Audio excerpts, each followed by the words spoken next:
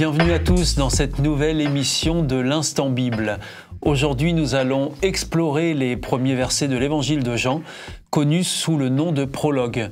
Pour nous éclairer sur ce texte fascinant, eh bien, j'ai le grand plaisir d'accueillir, comme d'habitude, j'allais dire, les pasteurs Pascal Rodet, bonjour. Bonjour Stéphane, bonjour à tous. Et puis Gétro Camille. Bonjour tout le monde. Merci d'être une nouvelle fois avec nous pour décrypter ces passages de la Bible qui sont riches en enseignements.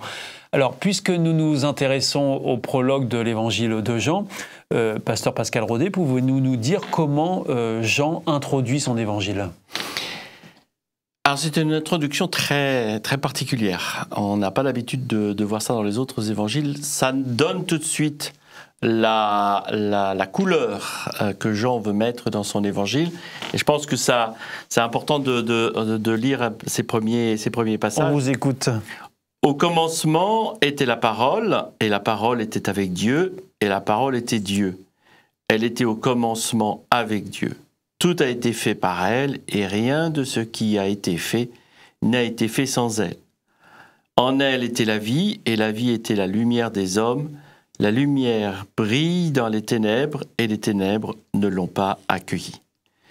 C'est l'introduction qui est donnée ici, qui, c'est vrai que on ouvre des portes un peu bizarres à premier abord si on prend la première lecture, mais l'introduction donne tout de suite la couleur, encore une fois, que Jean veut donner dans son évangile.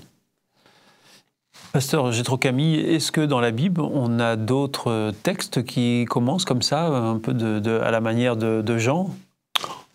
Oui, au commencement était la parole, ça fait un écho extrêmement fort avec le début de la Bible, le premier livre. Une nouvelle fois, en fait, ça nous ramène à cette période... Ben oui, c'est fondateur pour les gens de cette époque-là et de ce contexte culturel-là, c'est fondateur de revenir à ces racines-là. Je lis dans la Genèse, au chapitre 1, « Au commencement, Dieu créa les cieux et la terre. Or la terre était informée vide et les ténèbres était à la surface de l'abîme, et l'Esprit de Dieu se mouvait sur les eaux. Et Dieu dit que la lumière soit, et la lumière fut. Et Dieu vit que la lumière était bonne, et Dieu sépara la lumière d'avec les ténèbres, etc., etc. » Donc, oui, un parallèle structurel.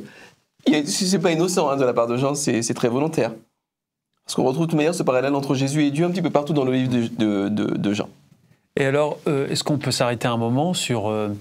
cette notion de lumière qu'on mentionne dans l'évangile de Jean, comment ce concept de lumière est-il utilisé pour décrire la mission de Jésus, Pascal Rodet ? C'est un peu la même chose que dans la création, comme vient d'être lu par Gétro.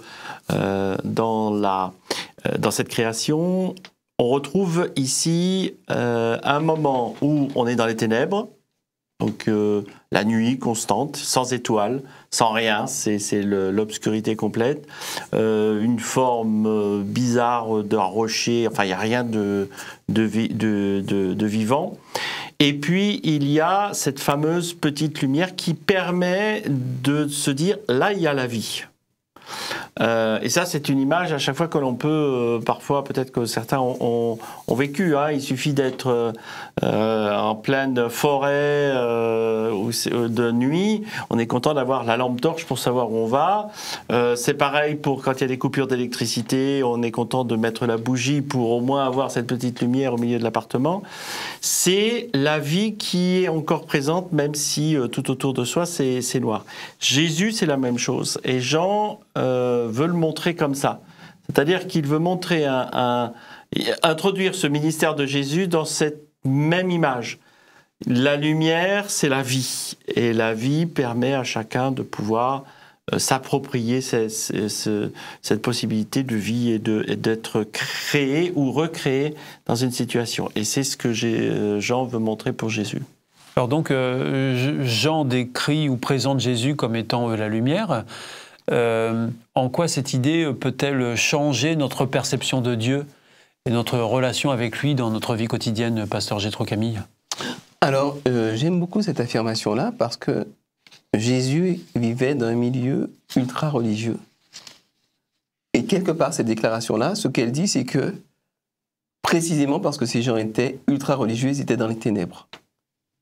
Et Jésus vient montrer un modèle de religion qui n'est pas un modèle ultra. C'est étonnant ce que vous dites, parce qu'on aurait pu penser tout à fait le contraire. Oui, d'ailleurs, les ultra-religieux pensent tout à fait le contraire. Et ils l'ont fait savoir à Jésus en le clouant sur une croix. Ce qui montre bien où l'ultra-religion peut mener quand on n'a aucune conscience de la portée des choses. Donc, quand on est ultra-religieux, pour être très synthétique et très simple, on est convaincu de tout savoir. On est convaincu de savoir ce qu'il faut faire, ce qu'il ne faut pas faire. Et puis, non seulement on est convaincu de tout savoir, mais on est aussi certain qu'il faut absolument ramener les autres dans le giron de notre croyance, quitte à les ramener par la force. Moi, je me souviens de l'interview d'un chef taliban qui disait c'était très drôle. Enfin, moi, j'ai trouvé ça très drôle, quoi. C'était dramatique, mais j'ai quand même ri. Hein. C'était tellement incroyable. Il disait, dans cette ville, avant qu'on arrive, les gens étaient trop libres. Ils buvaient, ils faisaient la fête, ils écoutaient de la musique et tout. On est arrivé, on a coupé quelques bras, on en a pendu quelques-uns. Maintenant, tout va bien, Dieu est content, tout le monde fait ce qu'on leur dit. Ça, c'est le modèle de religion ultra. Mais c'est vrai chez les talibans, c'est vrai chez certains chrétiens, c'est vrai chez certains juifs. Le problème, c'est cette approche ultra-religieuse qui est une approche qui enferme les gens dans des ténèbres. Ça n'amène que le mal. Et Jésus est venu dire en une phrase que ça n'est pas l'homme qui a été créé pour la religion, mais que c'est la religion qui a été créée pour les besoins de l'homme.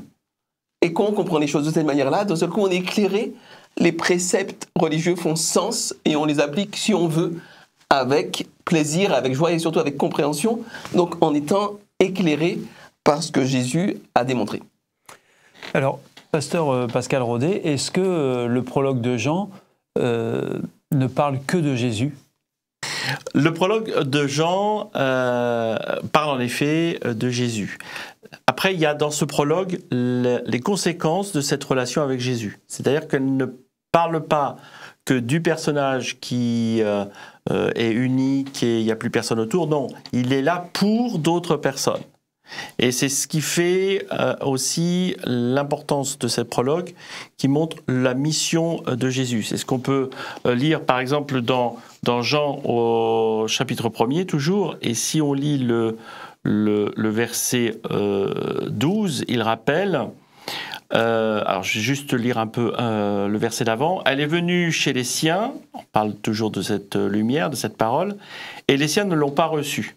Mais à tous ceux qui l'ont reçu, elle a donné le pouvoir de devenir enfants de Dieu à ceux qui croient en son nom.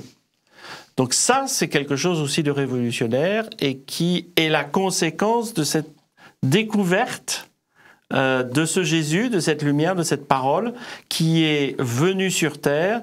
Et ceux qui y croient, ceux qui ont cru à ça, deviennent de facto enfant de Dieu, ce qui n'est pas rien quand même comme élément. Et ça, c'est quelque chose de très fort dans cet évangile de Jean. Et alors, cette notion d'adoption divine ou d'enfant de Dieu peut-elle influencer notre façon de vivre nos relations avec les autres au quotidien ? Alors, je le crois. Le fait d'accepter, et alors c'est toute l'importance d'ailleurs de l'acte qui m'est dû et personnel. L'accepter implique que je vais vivre avec ce Jésus, avec ce Père adoptif, toute ma vie au travers de ce qu'il peut me dire et ce qu'il peut m'apporter. Donc ça va forcément avoir des conséquences, ça va forcément faire des transformations et ça va forcément avoir des implications dans ma vie de tous les jours. Alors, pasteur Jétro Camille, je me tourne vers vous et j'aurais tendance à faire appel à votre témoignage personnel. Vous vous considérez, vous, comme enfant de Dieu ? Ça, c'est une question piège. Je sens le traquenard. Il y a plusieurs niveaux, il y a plusieurs plans à ça. Déjà, en soi-même, je suis le fruit de la volonté de la conception d'une entité clairement divine. Prenez l'ADN, par exemple, la manière dont c'est conçu, la manière dont ça se réplique, dont ça se contrôle, etc. Prenez, je ne sais pas, le noyau suprachiasmatique du cerveau qui règle tous les biorhythmes du corps. Prenez tout le système digestif, les bons repas. Ça ne peut être que divin. Je suis de toute évidence, comme chaque chose vivante sur cette terre, le fruit de la volonté de Dieu. Donc, je suis un enfant de Dieu. Mais il y a un autre niveau, évidemment, un niveau spirituel. Et je ne veux pas me considérer comme un enfant de Dieu, mais je veux agir comme un enfant de Dieu et vivre comme un enfant de Dieu. Être au monde comme un enfant de Dieu. Pourquoi ? Quelle est la différence entre ne pas se considérer et vivre comme... Ça revient un petit peu à ce dont je parlais, avec la notion d'ultra-religion. On tombe très vite dans la prétention et dans les étiquettes. Moi, je suis pasteur, je suis un enfant de Dieu, je suis un homme de Dieu. Hein. On entend ça parfois, les pasteurs sont les hommes de Dieu.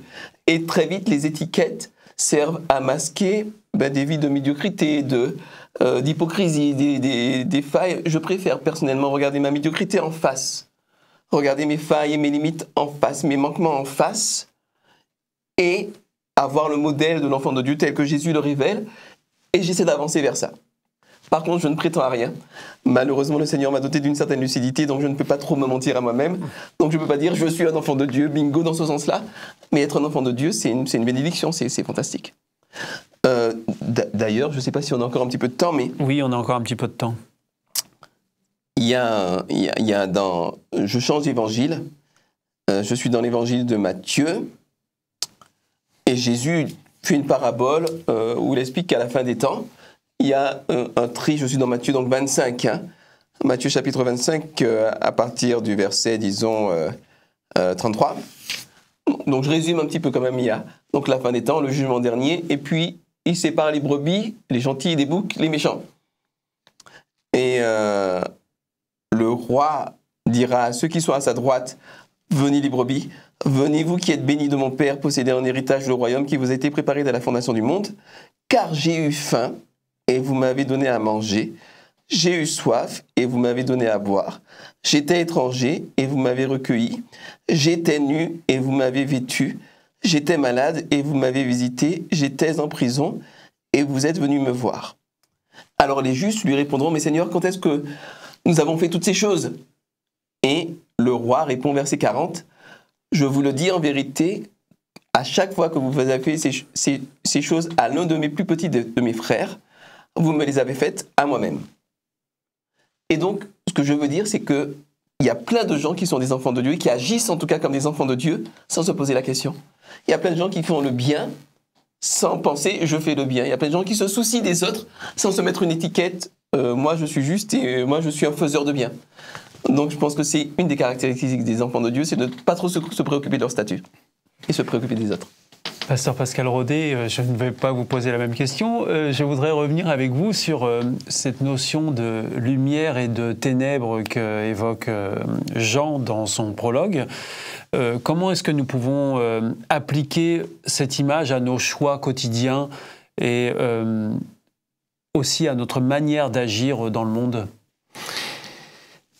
Alors c'est tout un programme, c'est évident. Un programme qui doit quand même se porter sur... la vie courante, c'est pas non plus une prise de tête qu'il faut avoir, parce qu'en effet, et je rejoins tout à fait ce que disait Jétro tout à l'heure, si l'idée c'est de vouloir faire absolument tout ce qui est bien à la volonté de Dieu, à tel point que je n'existe plus par moi-même ou pour moi, enfin pour tout ce que je vais devenir un religieux très extrémiste. Mais inversement, si je le vis dans ma relation avec les autres la plus simplement possible, on se retrouve ici dans ce qui vient d'être lu à l'instant, c'est-à-dire que je fais le bien autour de moi, mais simplement. Donc les enfants de Dieu sont en quelque sorte des relais de lumière au milieu des ténèbres. C'est ça, c'est exactement ça. Comme des miroirs quoi, qui reflètent la lumière de Dieu. Exactement, et c'est des choses, tout simplement, pourquoi se mettre en colère après quelque chose qui... Est-ce que ça en vaut la peine? Est-ce que c'est important d'être violent? Y a des choses simples que le Seigneur me dit et me propose. Tu es la lumière, tu peux transporter la lumière, cette lumière qui fait que, plutôt que de prendre quelqu'un parce qu'il t'a fait une queue de poisson dans la voiture et tu as envie de lui faire la même chose, non, ça sert à rien puisque ce qui a été fait n'est pas bien. Pourquoi tu ferais la même chose ? Mais là, ça demande, en effet, à vivre d'une simplicité. Tout un programme. Tout un programme. Merci beaucoup à vous deux pour ces échanges bien intéressants sur le prologue de Jean. Nous avons découvert que ce texte nous présente Jésus comme la parole divine incarnée, venue apporter la lumière dans notre monde. Il nous invite à devenir enfants de Dieu en recevant cette lumière dans nos vies, ce qui peut transformer profondément notre façon d'être et d'agir au quotidien. Et puis, si vous désirez en savoir plus, rien de tel que de se plonger directement dans la Bible elle-même. Et pour cela, eh bien, nous avons le plaisir de vous en offrir une gratuitement grâce à notre partenaire Hope Bible. Pour l'obtenir, c'est très simple, il vous suffit de la demander aux coordonnées mentionnées juste après.